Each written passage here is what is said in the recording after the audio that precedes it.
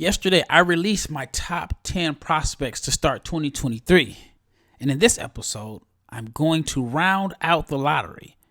And there might be a surprise. Stay tuned.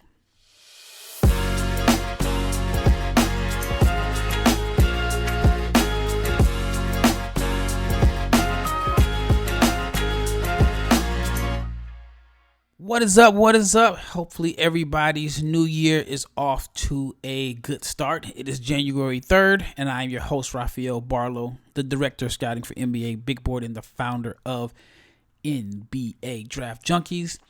And before I get going, big shout out to each and every person that has made the Locked On NBA Big Board podcast your first listen of the day. And I mentioned yesterday that I was so proud and so thankful that the Locked On NBA Big Board podcast did over 1 million downloads in 2022. I got this ambitious goal to double, maybe even triple it in 2023. So I'm going to try to put out the best content for you. And today's episode is brought to you by Prize Picks. Prize Picks gives first-time users a chance to get 100% instant deposit match up to $100 with the promo code Locked On. That is prizepicks.com, promo code Locked On.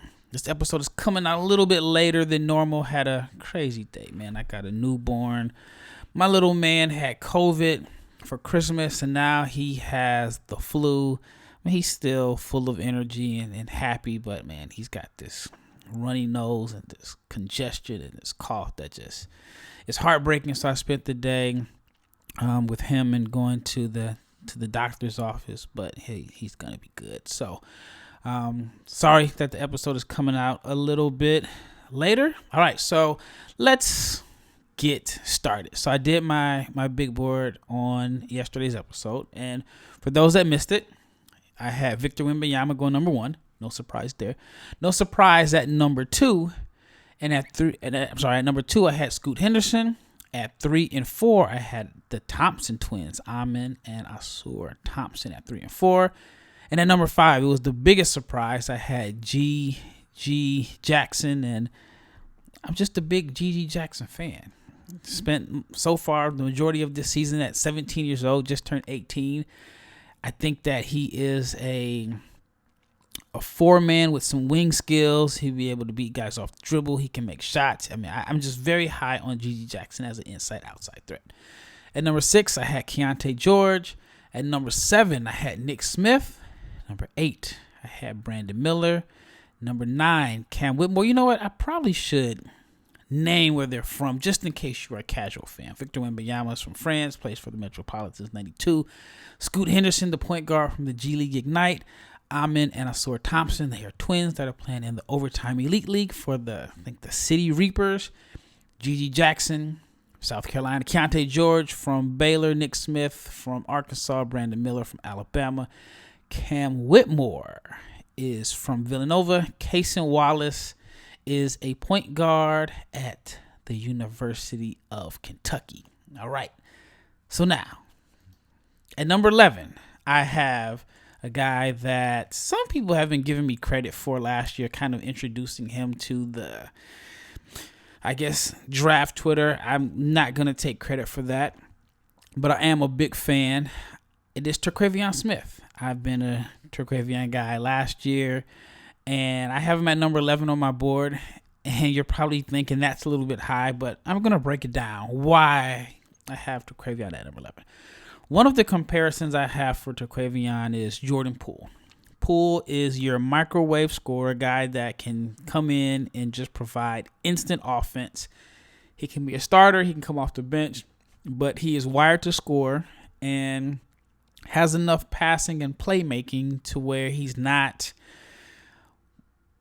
there's some guy, like I use Alonzo Trier, for example. Alonzo Trier could score. He scored effectively in the NBA, but the knock on him was that he was just really, really selfish and didn't think about passing to others. That's just the knock, and probably has played a role in why he hasn't played in the NBA in a few years. I think he's had an injury also, but even when you saw him at Arizona, he scored and he still, I think he went undrafted.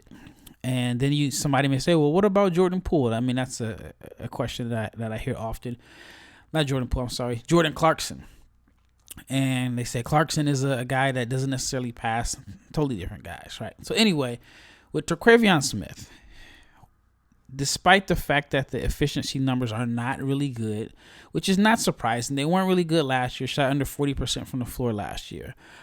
He was on a bad NC State team. And that team was bad despite having Darion Sebron, who is currently playing, I think he's a two-way guy for the New Orleans Pelicans. But if you do a redraft from 2019, Jordan Poole was the 27th pick in that draft. If you do a redraft, Jordan Poole is a top 10 pick. If you redraft, I think Terquavion can be the 2023 version of Jordan Poole. And if he is Jordan Poole 2.0, then in my opinion, he's worth a lottery pick. One of the reasons I like Terquavion is that he is, one, I just love his confidence and his ability to score. He has improved this year as a playmaker. His assist averages jumped from 2.1 to 5.3, and he's always been a good shooter. Just like if you just look at the raw numbers, you're like, oh, he's about 36% from three. I mean, he does take a lot of difficult shots, a lot of threes off the dribble. But if you play him in a role, in a reduced role, and if you use him as a spot-up shooter, he's one of the best spot-up shooters in the country. Right now, he has an effective field goal percentage of 79% on open catch-and-shoot jumpers. So I think in the NBA with a reduced role where he is just kind of coming off the bench and being a microwave guy, playing with better teammates, guys that can create open looks for him, I think that he's going to do just fine as a scorer. Now, for whatever reasons, he has not shown the same athleticism that he showed last year. I mean, we still have plenty of time to go. Last year, he had some pretty impressive dunks. And one of the things I really like about him is that he's a righty, but he is a sneaky left-hand dunker. And this year, I think he's only has like 3 dunks this year. But the biggest improvement outside of literally more than doubling his assist numbers is he's shooting 61% at the rim right now. Last year, it was only 36%. I mean, I jokingly said he's like the baddest 160-pound man in college basketball last year. He's a little bit stronger this year, but he's improved his percentage at the rim almost 30 points. Now, we'll see what the number ends up being at the end of the season. The number may take a dip in conference play, but I love Terquavion and I love his role in the NBA. Now, the biggest concern is obviously he doesn't have necessarily a natural position. You may say he's too small to be a 2, not necessarily a distributor to be a 1, even though he's averaging 5 assists per game. The biggest concern is he is a very streaky shooter.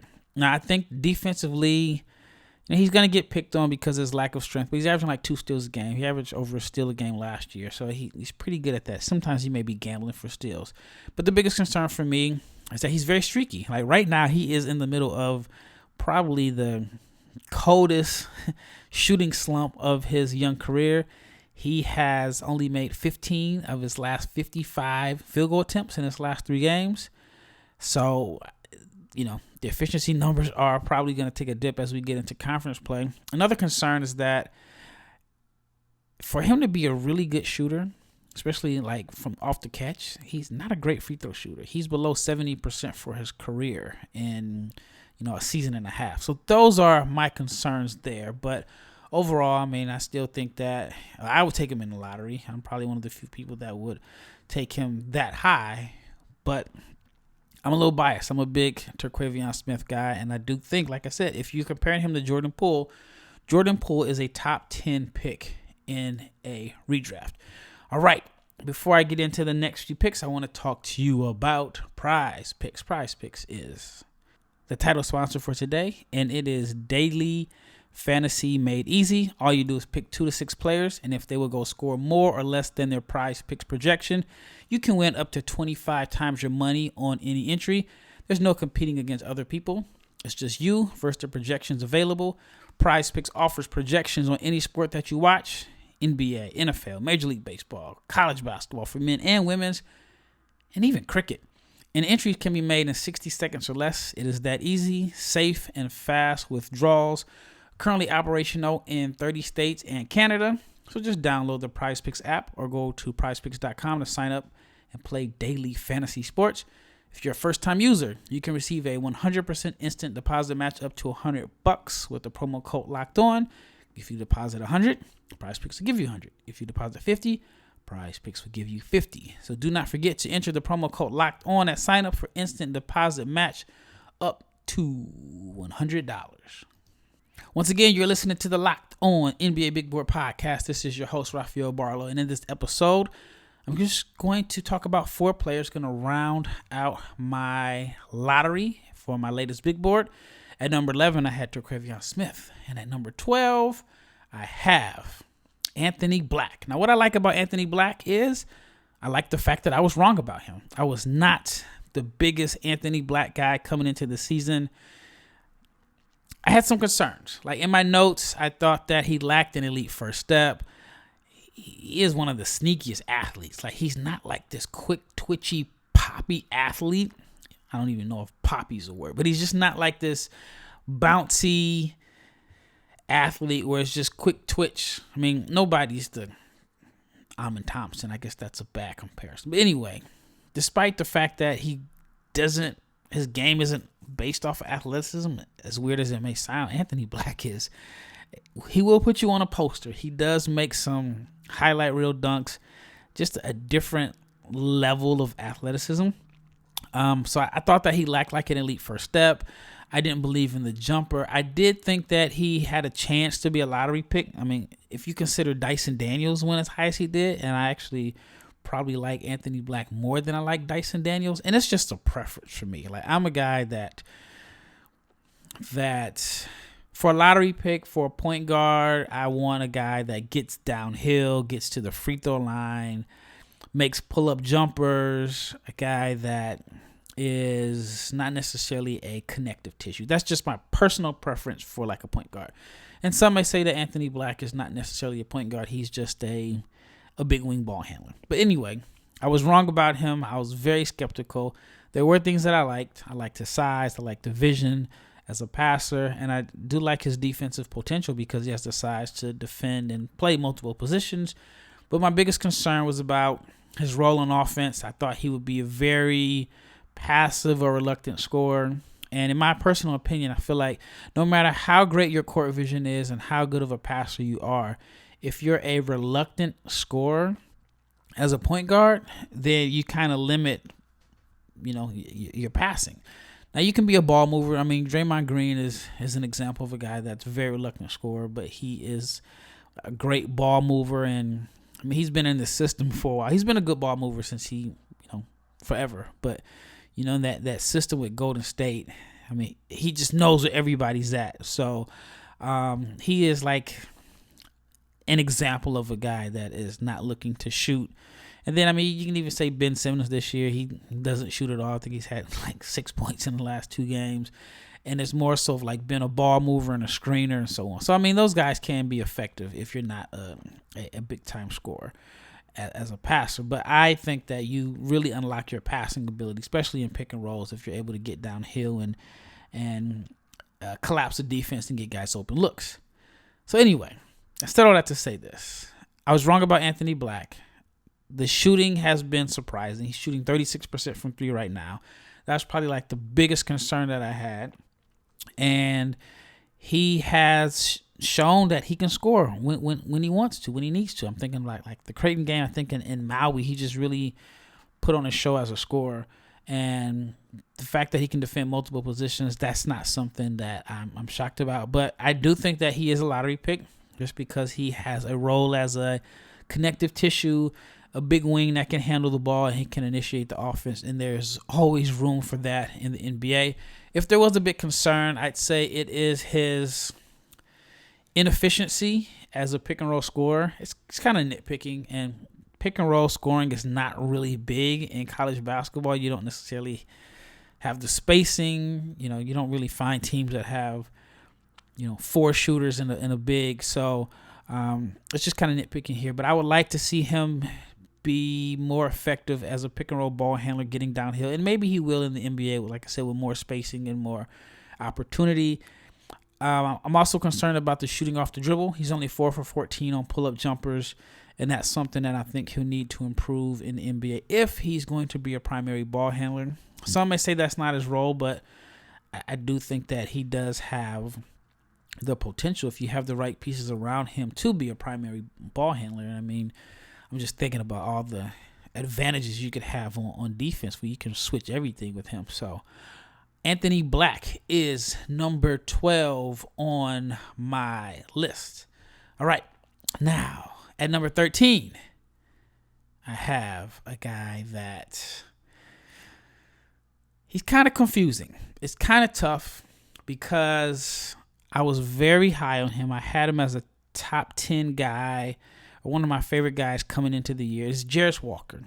And what I like most about Walker is his high school film, not his film from the University of Houston. I actually had a scout tell me that in order to appreciate what he does, you have to go to watch him in practice because he has a different role in practice. And coming into this season, I saw Walker as this physical presence that could possibly play inside and outside, and I was just high on him as a passer. He's just a weapon because you don't really see guys with his physical gifts and strengths that have the passing instincts of a wing or a guard. I mean, he hits the cutter, he hits the roll man. He's like a guy that can initiate the offense at like 260 pounds or however much he weighs. He hasn't really had an opportunity to showcase everything, his whole bag at Houston, and it's a situation where he went to a school that has aspirations to go to the Final Four. I guess every school does, but a realistic shot at making it to the Final Four. It is a veteran team, and he is just going to have to get in where he fits in. Now, the numbers don't really pop out on paper. 8.8 points, 5.9 rebounds, 2 assists. He gets you a block and a steal per game, which is good. Shooting 45% from the floor, 36% from three, 69% from the foul line. Those numbers are good. But he's had games where, I think I mentioned in yesterday's episode, he had a game where he went scoreless. He actually just didn't make a field goal. So his role is totally limited. On one hand, you can say the role that he's playing now is probably accurate to the role that he would play as a rookie in the NBA or maybe his first few years, so that may help him out. But the thing I like most about him, like I said, is his high school film. In high school, you had a chance to see the passing, the finishing, all of that. So I still have him as a top 10 pick, but it is solely based off of what I saw in high school and a little bit of the flash and the glimpses that he's shown at Houston. He has, shown that he can pass the ball and make some reads. So my biggest concern is I have some questions about his touch around the rim. He's not really finishing with the efficiency that I thought. I mean, he is, he's a guy that's so physical and he's athletic enough to where I would think that he should be able to just bully his way to easy shots around the rim.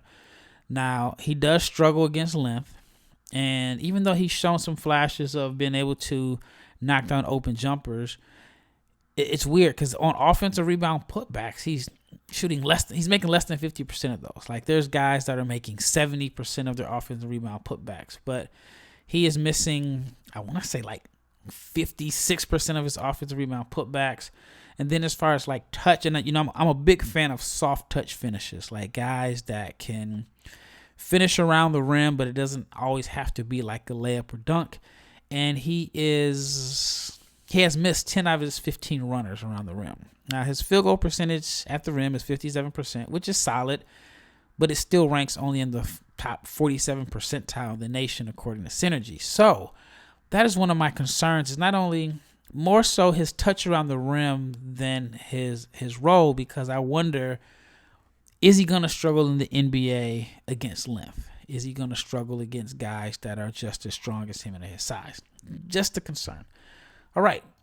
I have one more player that I want to talk about, but I have to talk to you, the audience and the listener, about BetOnline. Now, BetOnline is the number one source for betting info, stats, news, and analysis. You can get the latest odds and trends for every professional and amateur league out there. From pro football to college bowl season to basketball, they even covered the World Cup. They have everything at BetOnline, and if you love sports podcasts, you can even find those on BetOnline as well. It is the fastest and the easiest way to get your sports betting info.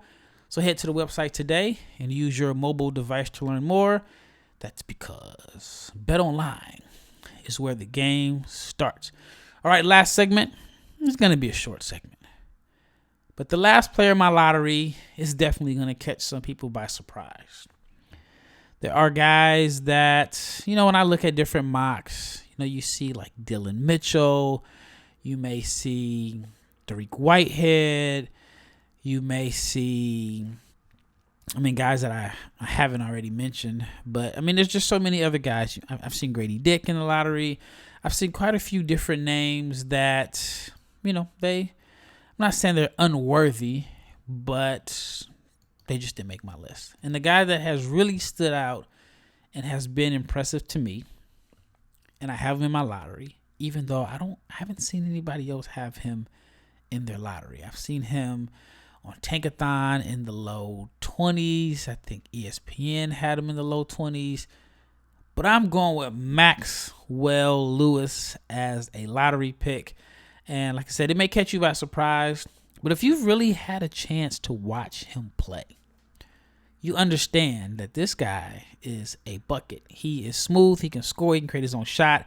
6'7", 6'10" wingspan, athletic, can score in just multiple different ways. He could be this year's version of Jalen Williams. Jalen Williams from Santa Clara, not Jalen Williams from Arkansas. Isn't it weird that the Thunder drafted two guys with the same name? Spelling is different. But like Jalen Williams, Lewis is kind of like under the radar in a sense because he's playing in the West Coast Conference. And it's a good conference. It's just when people think of the West Coast Conference, they think of Gonzaga, and that's it. Maybe BYU. But it's a conference that, because it's on the West Coast and most people are probably asleep, doesn't get the same love as other conferences across the country. But the West Coast Conference is cranking out lottery picks every year. And in my opinion, Maxwell Lewis is the next one. Like I said, he's 6'7". Last year, he showed some flashes. He was on my radar last year. The numbers were good. I thought last year he just took horrible shots. I thought his shot selection was just absolutely atrocious last year. And he still is a little raw. He's a guy that you can look at and just say he is just out there hooping off just crazy, pure, natural, God-given talent. But I like him a lot. And the Gonzaga game was enough for me to put him in the lottery. I don't think without the Gonzaga game, even though they lost, I don't think I would have had him in the lottery. I probably would have had him just outside of it. But his performance there made me realize, like, okay, this guy is I feel like he's one of the best players out there. Now, they lost 111-88, so you can say they were ghost buckets, but he had 20 points, 5 rebounds, 5 assists. He was efficient from the floor. He did have 5 turnovers. And if there is a concern, I'll get to his concern. I'll get to it right now before I get to all the good stuff. He's bad on defense. Like, his defense it's like he's raw. It's like I don't know how to explain it. It's like he's just been out there hooping and doesn't understand like team defense, and he uses his athleticism to let guys go by him because he wants to get the chase down block. Now, if you look at the stats, he's averaging a block per game and a steal per game. There's sometimes numbers lie, especially on the defensive end. But on the offensive end, the numbers are telling the truth. If you take a deep dive into his numbers, the efficiency is ridiculous. It's off the charts. He's shooting 49% on catch-and-shoot jumpers. If you leave him open, he's deadly. 73% on uncontested three-pointers. He's one of the top pull-up shooters in the nation at 39%. And he is making 75% of his shots at the rim. 75% of his shots at the rim. He's finishing with dunks. He can handle. He can create his own shot, pull up. He's got an arsenal of moves. And I think that with his offensive skill set, with a little bit of coaching and a little bit of experience under his belt, with his size and his athleticism, And he's even a good passer. I think there's upside for him as a passer. To me, it's hard to find 13 or 15 or 20 prospects that are better than him. Now, if you say his defense is so bad that he's not worth the lottery pick, I totally get that. But I personally feel like defense, if he wants to be a good defender, he can be a good defender. I think for a lot of guys, if you have the physical tools, defense is about the mindset, the mentality, and the effort. And I think that if he wants to be a good defender and decides that that's what he's going to be, and doesn't, like, there's nothing wrong with being a six man. I think that he can be a six man in the NBA if the defense doesn't improve. But I do feel like if he does make strides as a defender, he could be a 30-minute a night guy. And that's why I have him as a lottery pick. All right. Well, that wraps up this episode.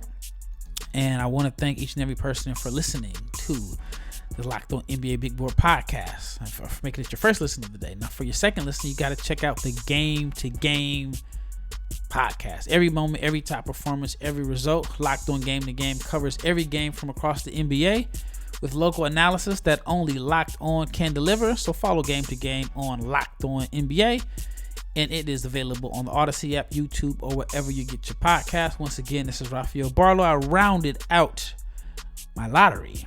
Stay tuned tomorrow as I will finish out my top 30 prospects. All right, that wraps it up, and I am out.